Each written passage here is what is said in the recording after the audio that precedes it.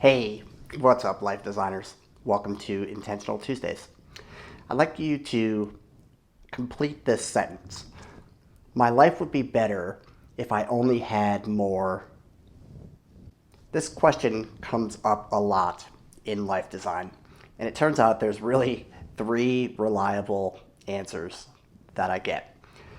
People will say sex, which we're definitely not going to cover on this video. People will say money, and the most common answer that I get is that people think that their life would be better if they had more time. It feels like just about everyone is pressed for time. The to-do list is too long and the days are too short. Since we can't create more time, we have to do better with the time that we actually have.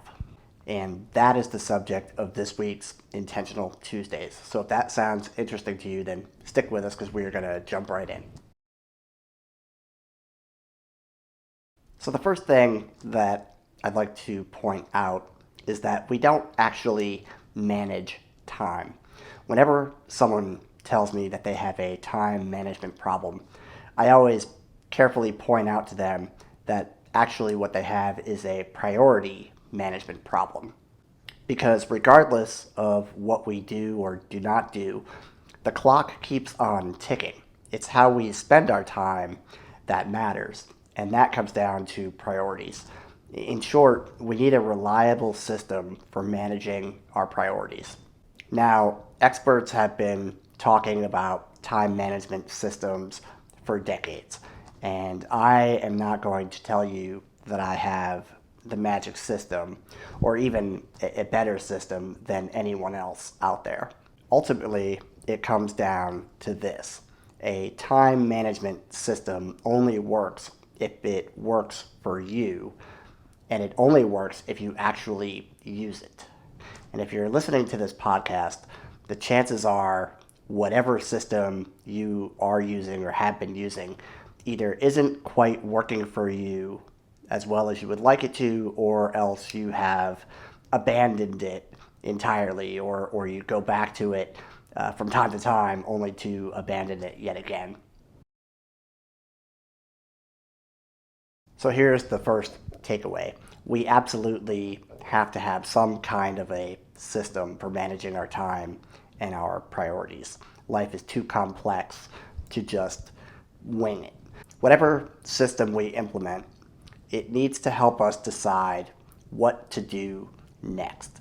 This is the fundamental question that we are always trying to answer minute to minute. What do I do next? This brings us to the first model that I want to share with you. It's called the Eisenhower Matrix. It's based on the principle that every task falls somewhere into a spectrum that can be measured by two dimensions: urgency and importance. So every single task, every demand for our attention can be assessed by this model. Is it urgent and is it important? Now, this sounds trivial, but I find that most people do not have a clear understanding or a clear distinction between these two dimensions of urgency and importance. So let's start with urgency. What exactly does that mean? Urgency means that something needs to be done essentially now, or there will be consequences. There might be a missed opportunity if we wait, or we might be holding up some kind of a downstream process. Somebody might be waiting on us to do something. So there's a sense of urgency because we are holding up a bigger process. So urgency basically is all about time and the timing, that there's a requirement that it needs to be done now or there will be consequences. So it's really useful as we are evaluating the tasks that come into our awareness. It's useful to notice when something is urgent, but it's really crucial that we look a little bit deeper and we examine whether it actually is urgent. In other words, is that urgency label, is it actually valid? Because oftentimes we mistake proximity for urgency. So for example, an email pops into our inbox. Suddenly that email feels urgent when in fact it may not be urgent. It may just be the closest thing to our mind because it just popped in. Or our boss makes a request. That feels urgent. The problem is proximity and urgency are not exactly the same. We need to get skilled at looking at the tasks that are coming our way and scrutinizing them to figure out if, in fact, the things that we feel are urgent are, in fact, legitimately urgent in the sense that there is a real consequence to delaying action. So now let's talk about that second dimension, importance. What does it mean when something is important? It seems obvious, right? Importance means something of either great significance or value. Now, you may notice that this is where it becomes really easy to conflate urgency and importance. For example, my boss sends me an email and asks me to do something with a deadline, by the end of the day. Now, this feels urgent, and in fact, it kind of is because there's a deadline associated with it. So there's a timing constraint, end of day. But is it important? Is it of significance or value? To answer that, we must ask another question. Important to whom? Is it important to our boss? Almost certainly, yes, there's no doubt. That's why our boss asked us to do the thing in the first place. Is it important to us? Well, probably by virtue of the fact that it's important to our boss, and we feel the need to be in our boss's good graces and look good for our boss. So therefore, it becomes important to us through kind of transitivity. But is it really important in the bigger picture? Is it important if you're working in an organization? Is it really important to the organization as a whole compared to the other things that you might be doing with your time? Is it truly important? To me, that becomes the interesting question. This is where I find most people have a disconnect. They don't have the internal criteria to actually determine what is important. And without that criteria, everything feels important. Oh, and by the way, you'll never be able to figure this out on the fly. Once the requests start coming in, once the tasks start piling up, it's too late. Once life is happening, we can't possibly make a valid assessment as to what is important and what is not important. We need to determine the criteria for importance up front. So that way we have those criteria set in our minds, and when things come in, we can just objectively evaluate them against that criteria. If we wait until the actual moment to try to determine our criteria, we've already lost. Okay, so we have to have this criteria for determining what's important, and we have to do it up front. How do we exactly define what is important? Well, it's actually case by case specific. It's unique to you. What is important is to one person is not going to be important to another. It's specific to your job, it's specific to your values, it's specific to whatever role you are playing. In my case, for example, I have used a couple of criteria historically that have worked pretty well for me in determining what's important. The first criteria that I like to ask myself is, am I the only person who can or should do this particular thing? I like to think that when I'm at my best, I'm doing the things that I am uniquely gifted to be able to do. So if I ask myself, am I the only person, or another way to think about this, you could even use the 80-20 rule, is there somebody out there who can do this task at least 80% as well as I could?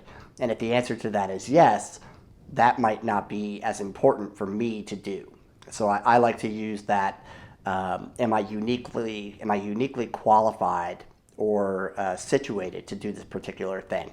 The second criteria that I like to use in measuring importance when it comes to my own work is about is this going to have a massive long-term positive impact? So for me, matters of importance tend to be longer term. At least that's where I am in my life right now. I am looking for things that have a longer term impact. And I've used that criteria as part of my evaluation. Now, your life may be in a different situation. You may actually be in a situation where you need to be valuing short-term criteria or short-term impacts. But again, it's unique to you, and the key is to step back and come up with your own set of criteria for what is important in this area of your life. Now, when it comes to managing day-to-day work, I honestly don't particularly like the Eisenhower matrix. It doesn't work well for me as a task management tool. However, I do think it's incredibly valuable once in a while to use the Eisenhower matrix to look at your work as a whole, to try to identify patterns and try to identify the nature of the work that you're doing.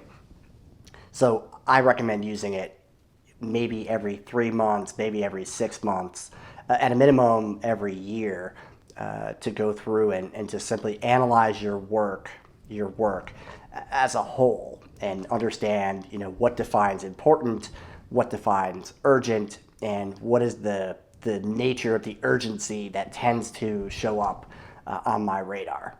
If you happen to be working in an organization, you can have this discussion with your boss or with your team, the people who work with you or who work for you, and discuss the nature of importance and discuss the nature of urgency and have a conversation about each person's definition of those things. And then you can start to raise the awareness as a whole so that everybody appreciates the boundaries of importance and urgency and how those boundaries might be interacting with one another and perhaps even infringing upon one another. So this kind of macro analysis is really, really useful from time to time.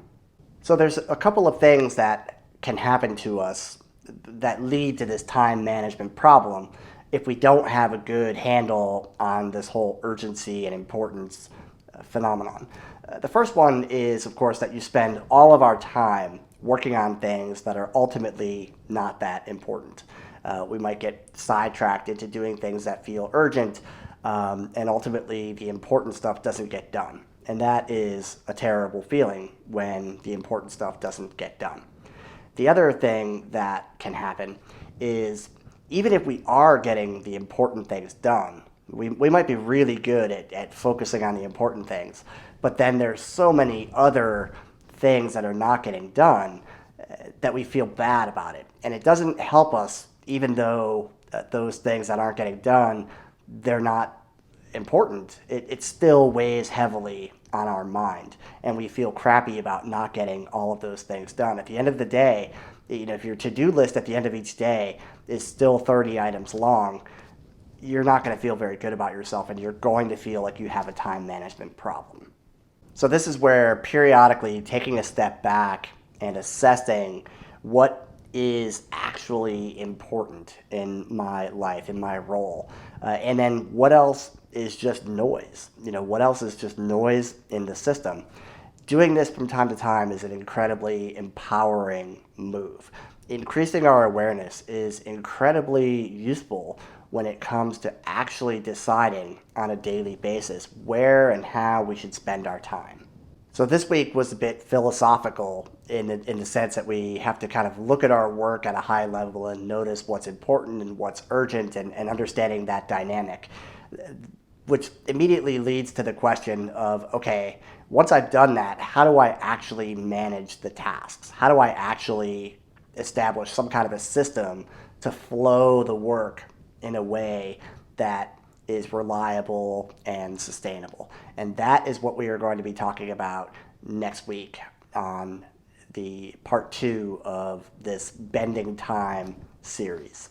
So that's it for this week. I hope you enjoyed this week's episode. I look forward to connecting with you next week for part 2 of this Bending Time series. And as always, I appreciate your time and your attention. I look forward to our paths crossing in the hopefully not too distant future. Until that day, I wish you all the best and prosperous journey. Take care.